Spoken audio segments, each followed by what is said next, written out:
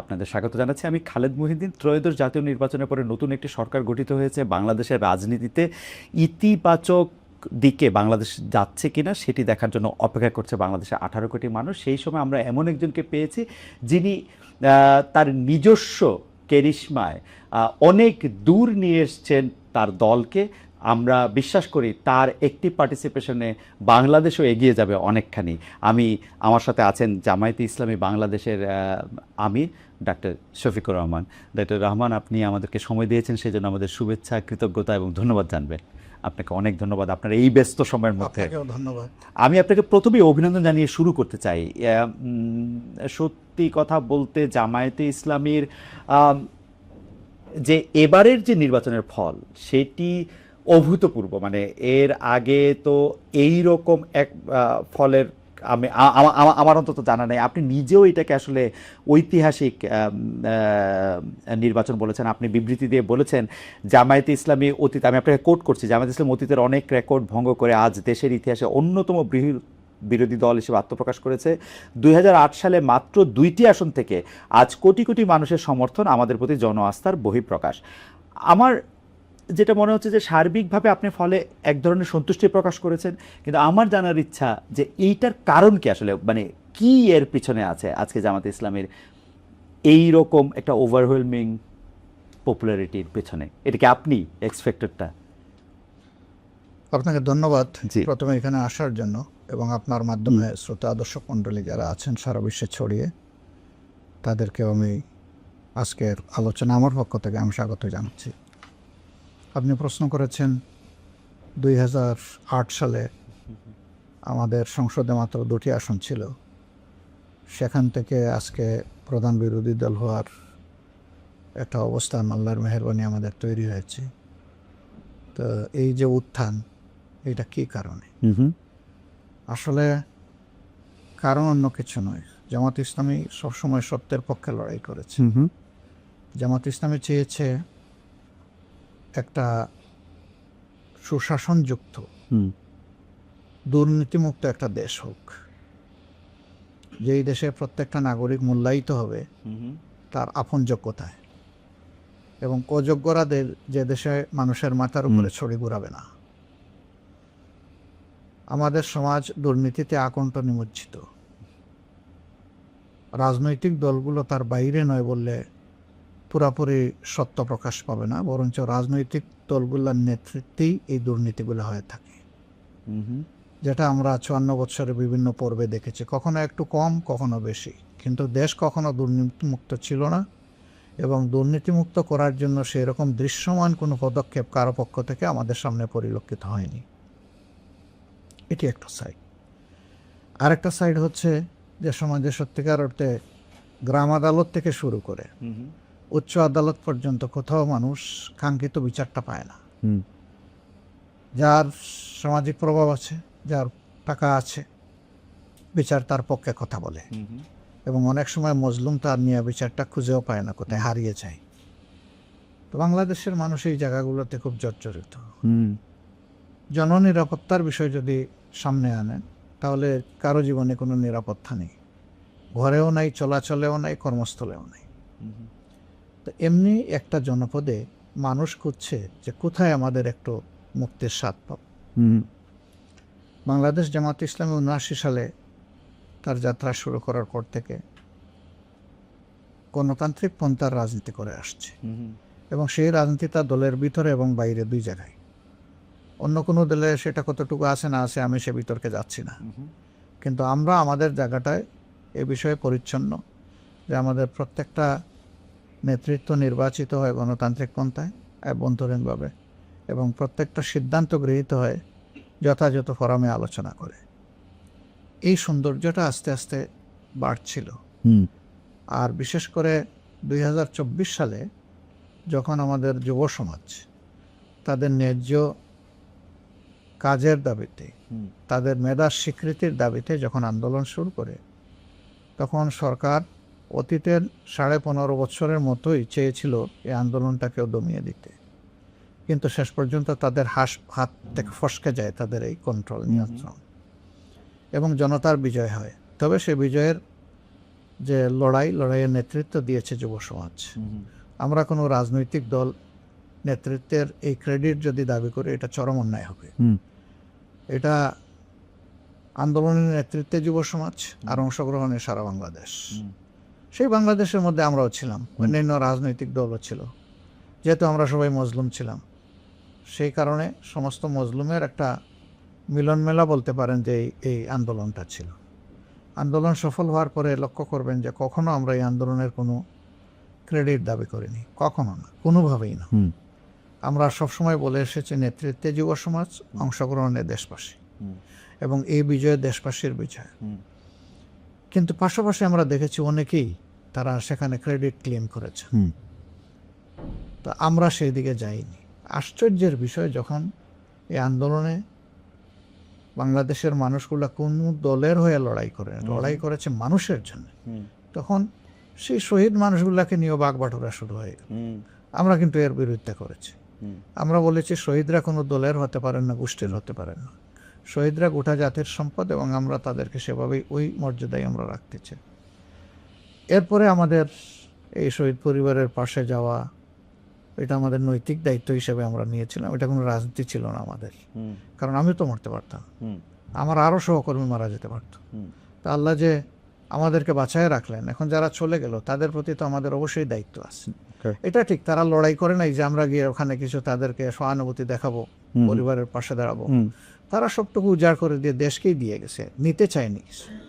সেই মানুষগুলোর জন্য তো আমাদের কর্তব্য আছে। আমরা এই কর্তব্যের জায়গা থেকে প্রত্যেকটা শহীদ পরিবারে পৌঁছার চেষ্টা করেছি। বেশিরভাগ শহীদ পরিবারে বলতে পারেন যে আমি পার্সোনালি গিয়েছি। যখন যে এলাকায় আমি ভিজিটে গিয়েছি, ওই শহীদ পরিবারগুলোকে হয়ে দেখেছি, না হয়ে গিয়েছি, একটা কিছু করেছি, আমি তাদের না দেখে আসি নাই। আহত পঙ্গু যারা হয়েছে তাদের বিষয়টা আমরা অ্যাটেনশনে নিয়েছি, কিন্তু আমরা তো একটা সংগঠন, আমাদের কাছে তো সরকারি কোনো ট্রেজারি নেই। ফলে আমাদের সীমিত সামর্থ্যের জায়গা থেকে শহীদ পরিবার এবং আহত পঙ্গু ভাই বোনদের পাশে আমরা দাঁড়ানোর চেষ্টা করি। এই বিষয়গুলো তো জনগণ দেখেছে।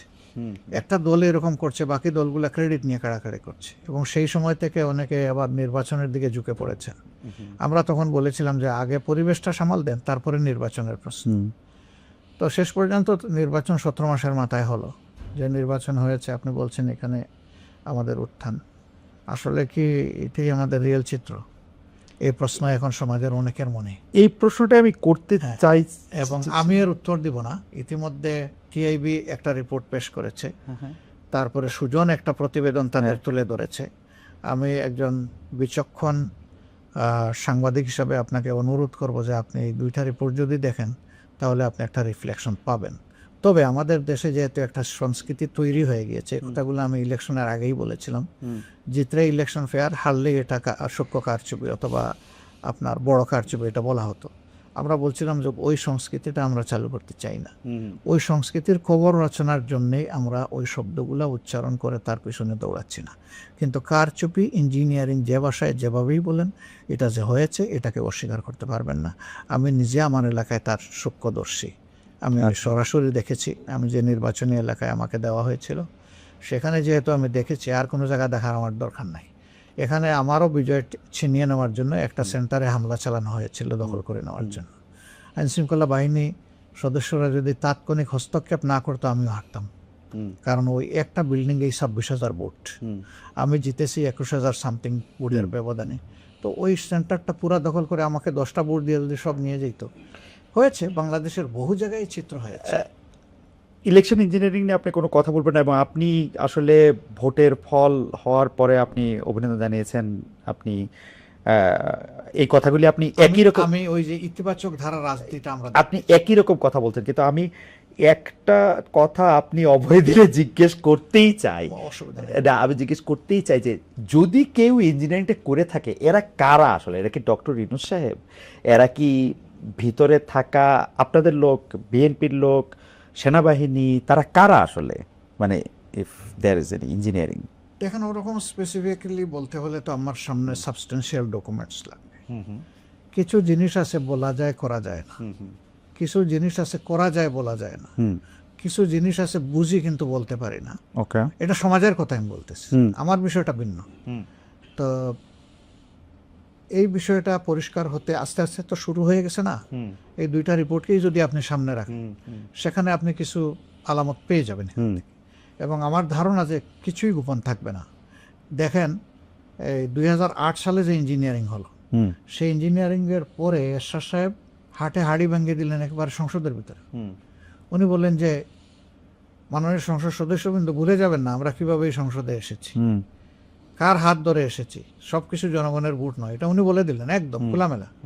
উনি মাঝে মাঝে এগুলো বলে দিতেন। একসময় বলছিলেন যে এখন আমরা এমন এক জনপদে বসবাস করছি, পরে থাকলে খুন আর বাইরে গেলে গুম। এই শব্দটা কিন্তু উনি বলেছিলেন। এবং সেই সরকারের অংশ, বিরোধী দল সরকারের অংশ, মানে সেই অবস্থায় তিনি বলেছিলেন। আমাদের ধারণা যে ঠাকুর ঘরে কে রে, আমি কলা খাই না, একদিন কি একজন বলে ফেলবে, আপনারা জেনে ফেলবেন। সত্য এইভাবেই প্রকাশ পেয়ে যাবে। আচ্ছা, আমি একটু অন্য প্রসঙ্গে, নির্বাচনের ঠিক আগের দিন, মানে এটা নির্বাচন যারা নিয়ে কথা বলছেন, আমি টেলিভিশনে দেখতেছিলাম, তাদের মধ্যে একজন বলছেন যে ঠিক আগের দিন ৭৪ লাখ টাকা নিয়ে জামাতের একজন জেলা আমিরের বিমানবন্দরে থাকা, মানে তার আটক হওয়া, সেটা আবার সামনে আসা, এইটা আপনাদের ভোটের ক্ষেত্রে কিছু কিছু, মানে ঠিক আগের দিন এটা ক্ষতি। আমি বলি, এই ব্যাপারে বৈধভাবে খরচ করার একটা সীমানা ছিল। এই ব্যাপারে সংগঠন, তিনি শুধু একজন মানে দায়িত্বশীল নেতা নন, তিনি এই সমাজের একজন নাগরিক, তিনি ব্যবসায়ী, তার ব্যবসার টাকা হতে পারে। এইভাবে বিমানে টাকা বহন করার মাঝে আভ্যন্তরীণভাবে কোনো ইলেকশন আগে মনে একটু বাধা আছে? না, কোনো বাধা নাই। বাধা নাই না, মানে কোনো ধরনের কোনো বাধা আচ্ছা নাই, কেউ বলে নাই। আচ্ছা, কোনো ধরনের কোনো বাধা নাই। বাধা নাই বলেই বিমানবন্দর ইমিগ্রেশন যেটা কাস্টম যেটা ছেড়ে দিয়েছে তাকে ঢাকা থেকে, নইলে তো এখানেই আটকাতো। তো এখানে তো আটকায় নাই। এই সমস্ত জিনিস অতি উৎসাহী কিছু লোক বিভিন্ন সমাজের বিভিন্ন জায়গায় বসে থাকেন, তারা এগুলা গঠান।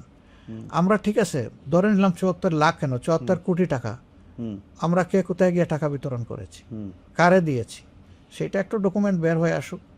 ৫৬,০০০ বর্গ মাইলের শুধু ঠাকুরগাঁই তো একমাত্র জায়গা না, আরো তো ৬৩টা জেলা রয়ে গেছে। অনেকে বলেন যে, আমিও সেই সময় বাংলাদেশে ছিলাম, তো অনেকে বলতেছেন যে ব্যাংকের থেকে তো ১ লাখ টাকার বেশি তোলাই যেতেছিল না ওই সময়, বা এটিএম কার্ড থেকে তোলাও দিচ্ছিল না। মানে ব্যাংক থেকে সব টাকা মানুষ ব্যাংকে রাখে, আমিও তো আমার সব টাকা ব্যাংকে রাখি। আমি ব্যাংকে সেফ মনে করবো কেন? যে দেশে ব্যাংক ডাকাতি হয়ে যায়, যে দেশের ব্যাংক ডাকাতি হয়ে দুনিয়ায় লন্ডারিং হয়, সেই দেশের ব্যাংকে আস্থা কোথায় জনগণের? এতগুলা ব্যাংক কেন আজকে মুখ তুবড়ে পড়ে থাকলো? এতগুলা ব্যাংকে কেন একসাথে আনতে হলো? এগুলার জবাব কে দিবে? আসলে যদি দেশের বিদ্যমান আইনে কোথাও কোনো নিষেধাজ্ঞা না থাকে, আর সেটা যদি কেউ কিছু করে, সেটা নিঃসন্দেহে বাড়াবাড়ি।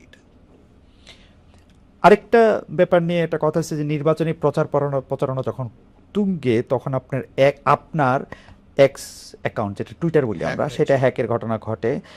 আপনি পরে নিজেও ওই অ্যাকাউন্টে যে বক্তব্য বলা হয়েছিল সেটাকে নিজেও আপনি, আপনার ভাষায় বলি যে আপনি জঘন্য বলছেন। তো যার বিরুদ্ধে হ্যাকের অভিযোগ আসছে, সে বঙ্গভবনের কর্মকর্তাকে গ্রেপ্তারও করা হয়েছিল। এইটা আপনারা, মানে আপনার জানা মতো এটা ফলো আপে আছে কিনা? কারণ উনার বক্তব্য হচ্ছে কেউ যদি কোনো এরকম একটা লিঙ্ক পাঠায়, এটা নিজের নামে পাঠাবে কিনা, এক্ষেত্রে নানা ধরনের কথা আছে। আপনি এটা ফলো আপে রাখছেন কিনা? তো উনি ইনডিরেক্ট কথা বললেন, ডিরেক্ট করতে পারলেন না কেন? যে না, বঙ্গভবন থেকে এটা হয়নি, কেন বলতে পারলেন না? ওকে, কিন্তু বলতে পারেননি, তাহলে তো তিনি এডমিট করে নিয়েছেন। এবং এটা জঘন্য কাজ, এই ব্যাপারে তো কোনো সন্দেহ নেই। কথাগুলোও ছিল জঘন্য, কাজটা এর চাইতে জঘন্য। কোথার থেকে হয়েছে? বাংলাদেশের সর্বোচ্চ আস্থার জায়গা, সর্বোচ্চ গার্জিয়ানশিপের জায়গা থেকে। আমি তো মনে করি এই একটা ঘটনায় উন্নত দেশ হলে প্রেসিডেন্ট নিজে স্টেপ ডাউন করতেন, বলতেন যে আমার আঙ্গিনা, আমার ঘর আমি সেভ রাখতে পারি নাই, একজন নাগরিক, তার অধিকার আমি হরণ করেছি, আমি এই কারণে আমার ব্যর্থতার দায় নিয়ে আমি পদত্যাগ করলাম। ওকে, এটাই মোরালিটির দাবি। এখানে আমাকে আইন লড়াইয়ে যেতে হবে কেন? কিন্তু এটা কেমন জানি একটা যুক্তির কথা এরা বলে যে আমি কি আমার নিজের নামে করতাম কিনা, মানে আমি যদি এরকম একটা, উনি বলুক, উনি কে করেছে, ওখান থেকে কিভাবে আসছে, উনি বলুক, এক্সপ্লেনেশন তো উনাকে দিতে হবে। ওকে, আপনার বেশ কয়েক মাস আগে আপনি কর্মরত নারীদের কর্মঘণ্টা বিষয়ে আপনার একটা বক্তব্য ছিল। নির্বাচনের কিছুদিন আগে আল জাজিরায় যে আপনি সাক্ষাৎকার দিলেন, সেখানে আপনি একটা স্পষ্ট করেছেন যে জামায়াতের প্রধান হিসেবে নারীদের আসার কোনো সুযোগ নেই। আমরা এটাকে ধরে নিয়েছি যে আপনি এটা মিন করছেন যে দেশের প্রধান হিসাবে আসলে নারীদের আসার সুযোগটা সীমিত। এখন একটা প্রশ্ন, এই প্রশ্নটা আসলে দুইটা পার্ট। একটা প্রশ্ন হচ্ছে, বেগম জিয়ার নেতৃত্বে জামায়াত আসলে ক্যাবিনেটে ছিলেন, ক্যাবিনেটে ছিল ভালো মতো। আরেকটা প্রশ্ন হচ্ছে যে আমি করতে করতে দেখতেছিলাম যে ফাতেমা জিন্নাহ যখন 1964 সালে আইয়ুব খানের বিরুদ্ধে লড়ছিলেন, তখন আশরাফ আলী থানভীর নেতৃত্বে একাধিক আলেম এই মত পোষণ করছিলেন যেহেতু কোরআনে রানী বিলকিসের কথা আছে এবং তার মুসলমান হওয়ার পরও তার বাদশাহী যাওয়ার কথা নাই সেখানে পড়ে। আমিও যতটুকু বুঝছি, উনার কথা আমি যতটুকু বুঝছি যে আসলে মানে রাষ্ট্রপ্রধান বা সরকার প্রধান হওয়ার ক্ষেত্রে নারীদের বাধা নাই। দুইটা আসপেক্টে যদি আপনি বলেন, একটা পলিটিক্যাল আসপেক্ট, একটা আসেন প্রথমে থিওলজিক্যাল রানী আসপেক্ট। বিলকিসের কথা বলি। জি। উনি সাবার রানী ছিলেন। জি, সেবা রানী। জি, সাবার রানী জি। ছিলেন। ওনাকে মূলত কল করেছিলেন সুলেমান বাদশাহ সুলেমান। সুলেমান। জি। তো উনি তার দরবারে আসলেন, আসার পরে হুম। রাজপ্রাসাদে দাওয়াত গ্রহণ করলেন, গেলেন। তারপরে তার মানে রানীগিরি ছিল ছিল না, এটার কোরআনে নাই। এটার কোরআনে নাই এই অ্যাবসলিউটলি। পর্যন্ত কিন্তু চ্যাপ্টারটা ক্লোজ। চ্যাপ্টারটা ক্লোজ, সূরা আমল। এবং এইটার কোনো অথেন্টিক হিস্ট্রিও নাই আমাদের সামনে, আমাদের কাছে নাই। পরবর্তী পর্যায়ে কি হয়েছে না রাইট, হয়েছে। রাইট। সুতরাং সেটাকে আমরা রেফারেন্স আকারে এখানে নিতে পারছি না। ওকে। আর তিনি ছিলেন মূলত অগ্নিপূজক। হুম হুম তো এটা তো বিশ্বে অনেক জায়গায় সেটা ছিল তখনকার আমলে, হুম পরবর্তী যুগেও ছিল। যেমন এখনকার ইরান, হুম তাদের অবস্থাটা ওই রকম দাচের একটা বিষয় আসছিল। কিন্তু পরবর্তীতে তারা যখন তাদের অ্যানসেস্টর যারা ইসলাম কবুল করেছে, তারা তখন ওইটা থেকে বের হয়ে এসেছে। তো সেটাকে আমি রেফারেন্স হিসেবে নিতে রাজি না। ওকে, ফেয়ার এনাফ। এখন আর রিজালু কাওয়ামুনা আলান নিসা, কেন আল্লাহ সেটার ব্যাখ্যা দিয়েছেন যে নারী জাতির বেশ কিছু দায়িত্ব পুরুষকে পালন করতে হয়, কিন্তু পুরুষের কোনো দায়িত্ব নারীকে পালন করতে হয় না। ওকে। নারী যদি কোনো ব্যবসা করে, স্বামী পুরুষ লোকটি এখানে কোনো হক দাবি করতে পারে, কিন্তু পুরুষের যে অ্যাসেট আছে সেখানে নারীর অংশ আল্লাহ তাআলা নির্ধারিত করে দিয়েছেন। কেন? যে তাদের এই দায়িত্বটা তোমাকে নিতে হবে। আমি কোন দৃষ্টি থেকে বলেছি? আমি বলেছি কোরআন যেটা বলেছে সেটা, আমার কোনো কথা না। এখন কোরআনের আইন তো মানব জাতির জন্য, শুধু মুসলমানদের জন্য না, এবং শুধু মানব জাতির জন্য না, আল্লাহর অল ক্রিয়েশনের জন্য কোরআন। সারা সৃষ্টির মধ্যে সামঞ্জস্য এবং শৃঙ্খলা বিধানের এইটা হচ্ছে গাইডবুকটা হচ্ছে কোরআন। তো সেই কোরআন আল্লাহ তাআলার ভার্ডিক্ট। আমি তো আমার মত বলি নাই, আল্লাহ তাআলা যা বলেছেন আমি তাই বলেছি। ওকে। এখন আপনি বলতে পারেন যে তাইলে কি নারীরা ওই জায়গায় আসতে পারবে না? বাট হ্যাঁ, দেখেন রিয়েলিটি দেখেন। আপনি আমেরিকায় আছেন না? আমেরিকা স্বাধীন হওয়ার কত বছর হয়েছে? মানে 200 সামথিং বছর। সামথিং বছর। জি। একজন নারী না, প্রেসিডেন্ট? হয়নি। কেন? সেখানে কি যোগ্য নারী নাই? কিন্তু আবার ইংল্যান্ডে হয়েছে, ইংল্যান্ডে হয়েছে, আরো অন্যান্য জায়গায় হয়েছে। কিন্তু এখন আমেরিকাতে হয় নাই। হ্যাঁ, এখনকার দুনিয়ার সবচেয়ে বড় শক্তিশালী দেশ যেটা, সেই দেশে নারীরা কি কোনোদিন কম্পিটিশনে আসেনি? আসছে, আসছে, কিন্তু ফেল করছে কিন্তু দুইবার। তারা তাদেরকে আমেরিকাবাসী সিলেক্ট করে নাই। রাইট। কেন করে নাই? এই জব তারা দিতে পারে। তবে আমরা তাদেরকে একটা বিচক্ষণ বুদ্ধিমান জাতি হিসাবেই দেখতে পাই, ওকে, সাহসী হিসাবেও তো সেখানে দেখেন এটা হয়নি। তো যুক্তিতে আপনি গেলে কি দেখবেন? একজন মা যখন চাইল্ড বেয়ারিং হবে, তখন কি একজন সুস্থ সক্ষম পুরুষের মতো তিনি সব ফিজিক্যাল অ্যাক্টিভিটি করতে পারবেন? পারবেন না। যদি তিনি পারতেন তাহলে ম্যাটারনিটি লিভের দরকার হতো। ম্যাটারনিটি লিভটা দেওয়া হয় কি জন্য? এটা তার ডিউ, এটা তার হক, এটা তার অধিকার।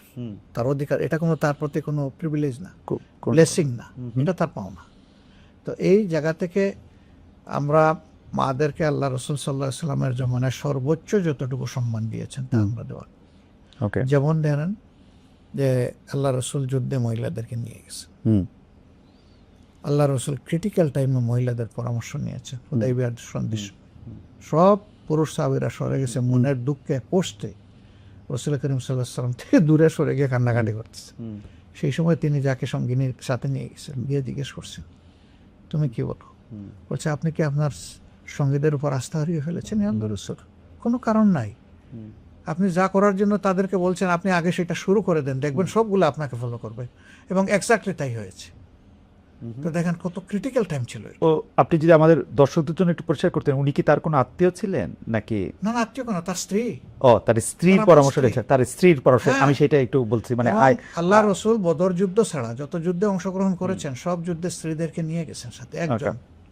একজন তিনি লটারি করতেন, লটারিতে যার নাম আসতো তাকে তিনি নিয়ে যেতেন। আচ্ছা, অন্যান্য সাহাবীরা নিয়েছেন, এমন বিধবা মহিলারাও আল্লাহ রাসূলের অনুমতি নিয়ে যুদ্ধে অংশগ্রহণ করেছেন। ওকে। হুদাইবিয়ার সন্ধির সময় উনার সাথে কোন, সম্ভবত একটু দেখতে হবে, দেখো তো একটু, আচ্ছা আমাকে সাহায্য করো। জি। তো ধরেন আচ্ছা, মানে উনি এরপরে ওহুদের যুদ্ধে দেখেন, ওহদের ওহুদের যুদ্ধের সময় সবচেয়ে ক্রিটিক্যাল টাইমে রসুলের প্রতিপক্ষ যারা ছিলেন তারা কিন্তু একদম কাছে, একদম হাত দিয়ে ছোঁয়ার জায়গায় চলে আসছে। সেই সময় পুরুষ নাই, একজন মহিলা হযরত নুসাইবা রাদিয়াল্লাহু তাআলা, তিনি ঘুরে ঘুরে আল্লাহ রসুলকে প্রোটেকশন দিয়েছে। এবং যুদ্ধের পরে দেখা গেল তার দেহে 70টা ভারী জখম, রক্ত অজর তারাই জ্বরছিল, ওয়াও, তীর ঝুলছিল তার শরীরের মধ্যে। আল্লাহ রসুল ভাঙ্গা দাঁত, দুইটা দাঁত তার ভেঙে যায় আঘাতে, সেই সময় নিজের দাঁত দিয়ে ওই কামড় দিয়ে বের করে দিয়েছে। তারপরে তার শুশ্রূষা নিজে করেছেন, আলহামদুলিল্লাহ পরে তিনি সুস্থ হয়ে উঠেছে। তো মহিলারা এত ঝুঁকিপূর্ণ কাজে যেখানে দায়িত্ব পালন করেছেন, তাহলে সমাজের সব জায়গায় তারা পারবেন না কেন? তো আল্লাহ তাআলা সীমারেখা যেটা আমাদের জন্য নির্ধারণ করে দিয়েছেন, পুরুষের জন্য কিছু সীমা আছে, মহিলাদের জন্য কিছু সীমা আছে। এটা মানলে কারো কোনো লস নাই, তবে হ্যাঁ এটা কারো উপর চাপাইয়া দেওয়ার কোনো জিনিস না। ওকে, ফেয়ার এনাফ। আমার মনে হয় আপনি যদি এখন পলিটিক্যাল আসপেক্টটা বলতেন, 2001 থেকে 2006 পর্যন্ত আপনারা জোট সঙ্গী, মানে বেগম খালেদা জিয়া সে সময় প্রধানমন্ত্রী ছিলেন, তখন তাকে আমরা নেতা হিসেবে মানলাম কেন, হ্যাঁ এই প্রশ্ন আসবে স্বাভাবিক। আমরা একটা জোটে ছিলাম, এই জোট যখন ফর্ম হয় তখনও বেগম খালেদা জিয়া ছিলেন বিএনপির চেয়ারপারসন, রাইট, সিগনেটরি ছিলেন বেগম খালেদা জিয়া, অধ্যাপক গুলাম আজম সাহেব, হুসেন মোহাম্মদ এরশাদ এবং শায়খুল হাদিস আল্লামা আজিজুল হক সাহেব। এই চারজন ছিলেন মানে প্রথমে সিগনেটরি। এটা দিয়ে একটা চার্টার তৈরি হয়, দলিল তৈরি হয়, এগ্রিমেন্ট।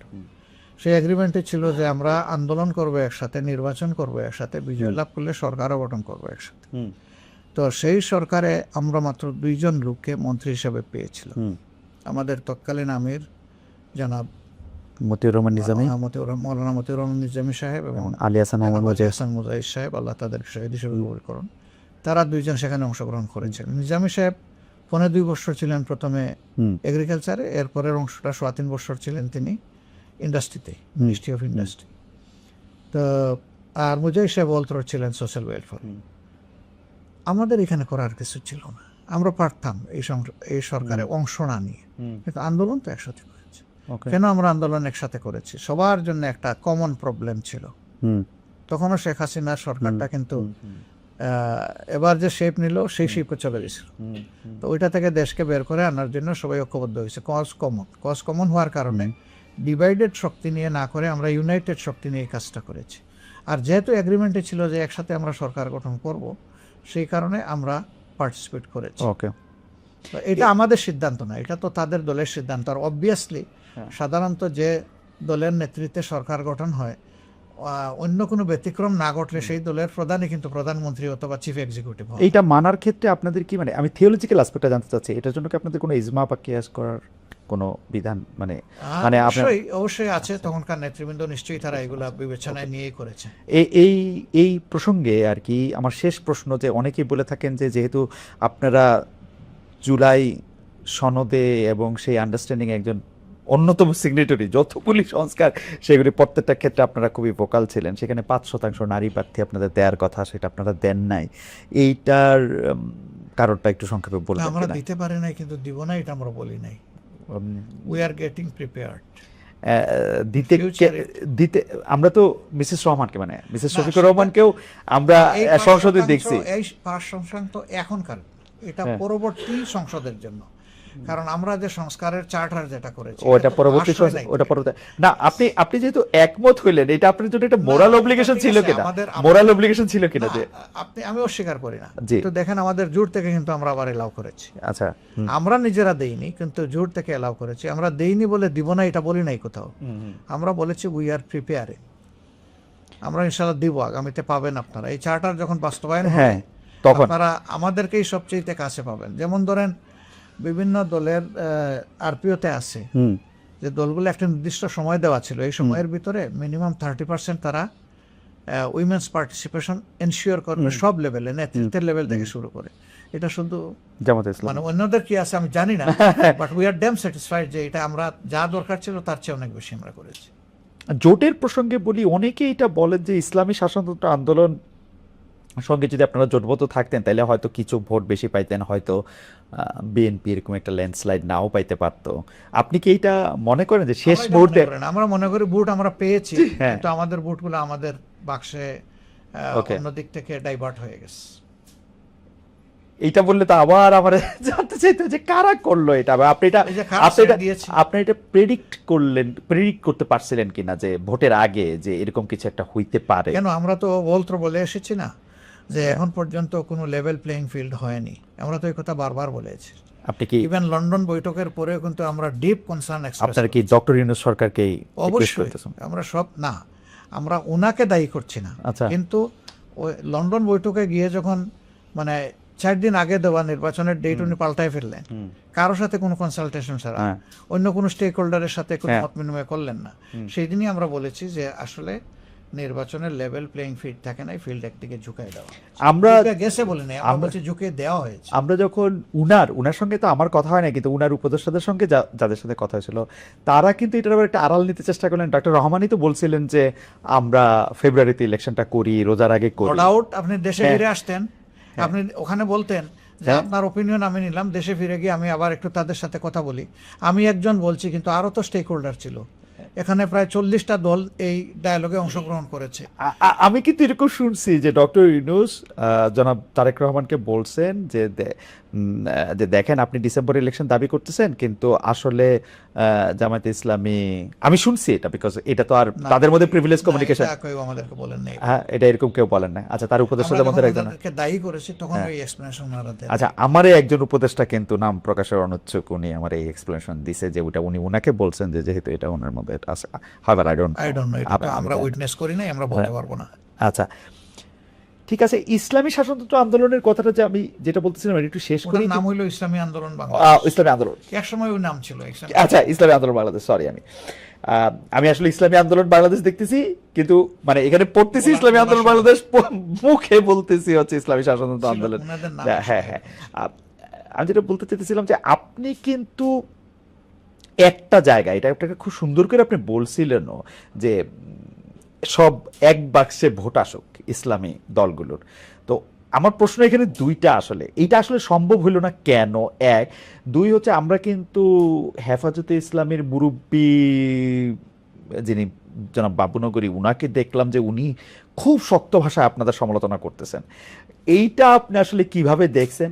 দুই হচ্ছে প্র্যাকটিক্যালি কি ইসলামের অনেকগুলি জিনিস তো আছে সাবজেক্ট টু ইন্টারপ্রিটেশন। আমি নিজেও একটু পড়তে বা দেখতে চেষ্টা করি, পারি পড়বো না এরকম, কিন্তু অনেক কিছু আছে সাবজেক্ট টু ইন্টারপ্রিটেশন। তো ওইটাকে আসলে এক বাক্সে আনা সম্ভব বা একরকম করে এটা চিন্তা করা সম্ভব? দেখেন, মানুষ যখন ভালো কিছু চিন্তা করে তখন তার সামনে একটা টার্গেট থাকে যে আমি ওই জায়গাটায় পৌঁছতে চাই, কিন্তু সবসময় মানুষ 100% কিন্তু অ্যাচিভ করতে পারে না। এটা জাতীয় জীবনে একটা বড় ধরনের পদক্ষেপ বলতে পারে না। বাকি দলগুলা কিন্তু আমাদের সাথে ছিল, তারা আমাদেরকে ছেড়ে দেন। যারা গিয়েছেন তাদের সাথে কি কারণে গিয়েছেন তারা একটা ব্যাখ্যা দিয়েছেন, আমরা কিন্তু ব্যাখ্যা দেইনি। আমরা কেন দেইনি জানেন? আমরা চাই যে না, যেটুকু ঐক্যের পরিবেশ সৃষ্টি হয়েছিল এটা আমাদের দ্বারা যেন ধ্বংস না হয়, বরঞ্চ এই জায়গাটা ঠিক থাকুক। ওনারা বললেন, আমরা আর একটা কাউন্টার বললাম, তাইলে তো দূরত্বটা আরো বাড়বে। বরঞ্চ দেখেন আমরা কি করেছি, ওনাদের সিট নিয়ে কথাবার্তা ছিল, স্যাটিসফাইড হয়তো ওনারা হতে পারেন নাই, এর কারণে ওনারা সরে গেছেন, চলে গেছে। আর চলে যাওয়ার পরেও আমরা ফিল করেছি যেটুকু ঐক্য রয়ে গেল, এটা করার ক্ষেত্রে তাদের একটা অবদান ছিল।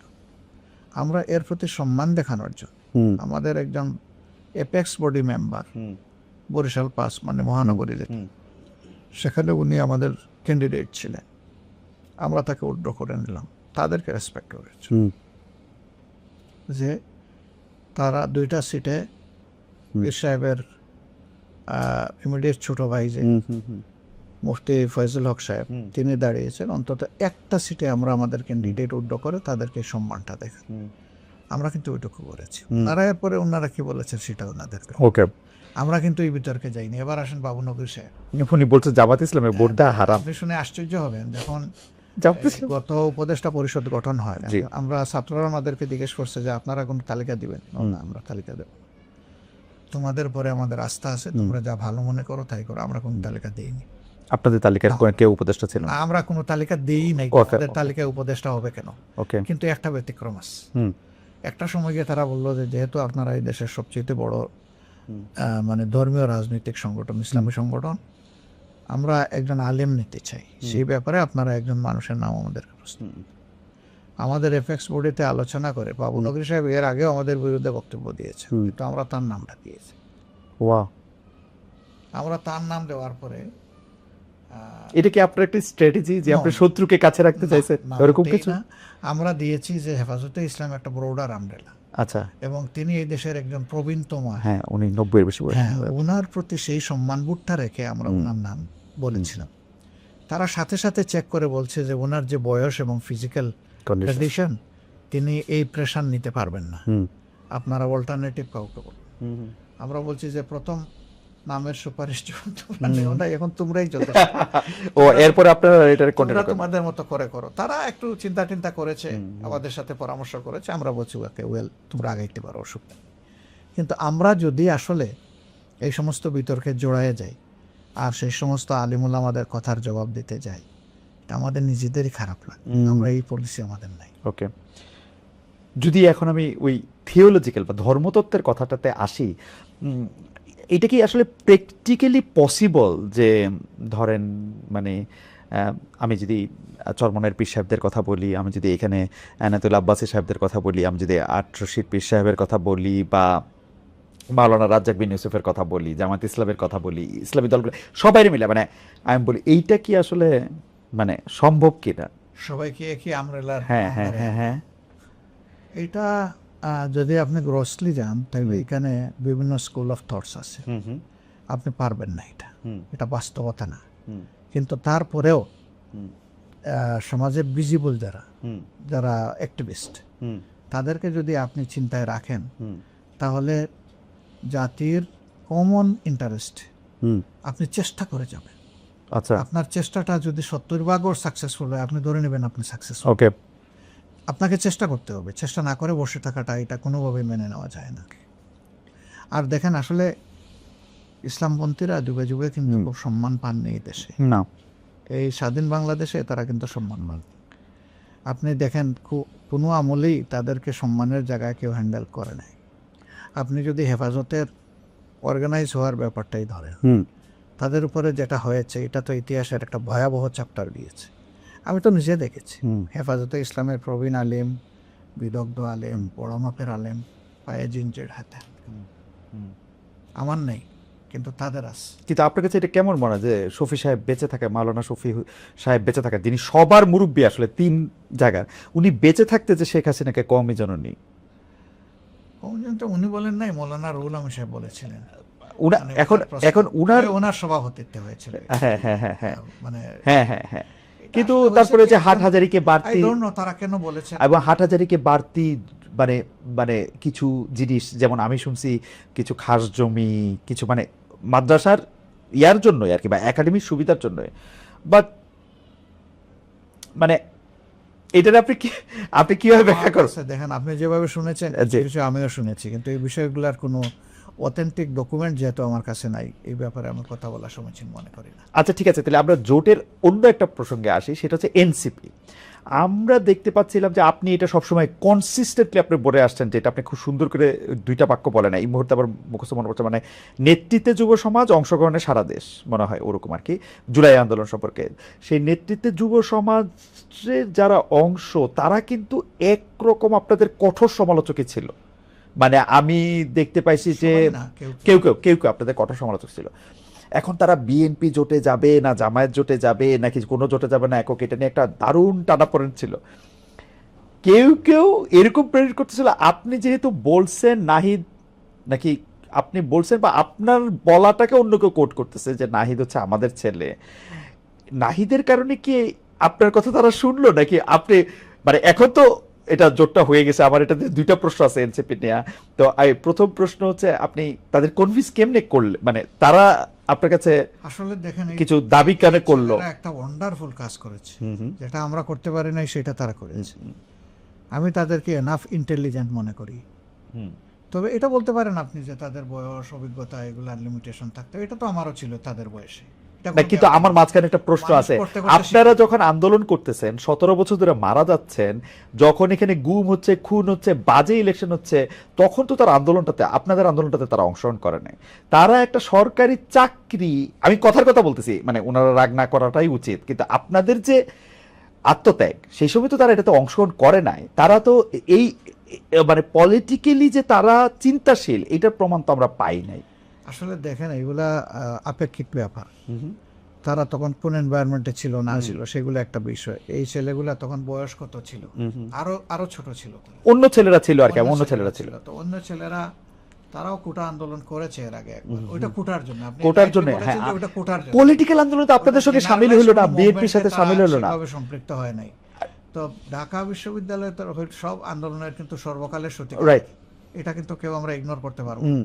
সেই ঢাকা বিশ্ববিদ্যালয়ের অবস্থাটা কি ছিল?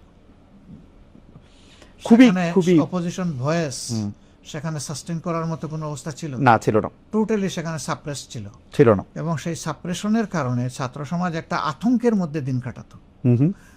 এই আন্দোলনগুলো যেহেতু ইস্যু ভিত্তিক এবং সব ছাত্রদের ইন্টারেস্ট এখানে জড়িত, এই কারণে 18 সালেও এটা একটা সাকসেসের মুখ দেখেছে এবং ফাইনালি এসে 24 সালে এটা দেখেছে।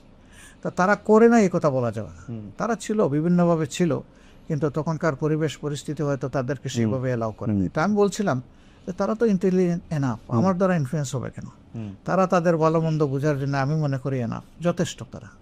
তারা তাদের সব দিক বিবেচনা করে দেখেছে যে রাজনৈতিক এলি যদি সিলেক্ট করতে হয় তাইলে কাকে তারা বেটার মনে করে, তারা তো বেটার অপশনটাই চয়েস করবে।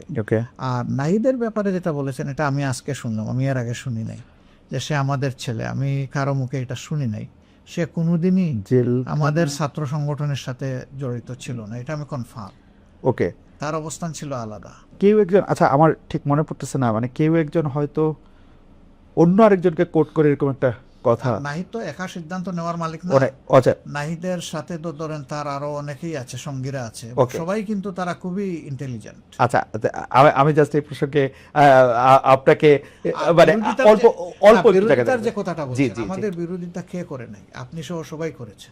আমি না না মানে সবাই আর কি, আচ্ছা সবাই করে, না না করছি, আমরা সবাই করছি, এটা ঠিক কেউ আছে, তো বাদ যায় না, এটা ঠিক আছে। আমরা কিন্তু দেখবেন যে বিরোধিতায় অত রিঅ্যাক্ট করি না, না না, আপনি কখনো, আমরা কিন্তু অ্যাবসর্ব করে নেই সবকিছু। না না, এটা অ্যাবসলিউটলি ঠিক।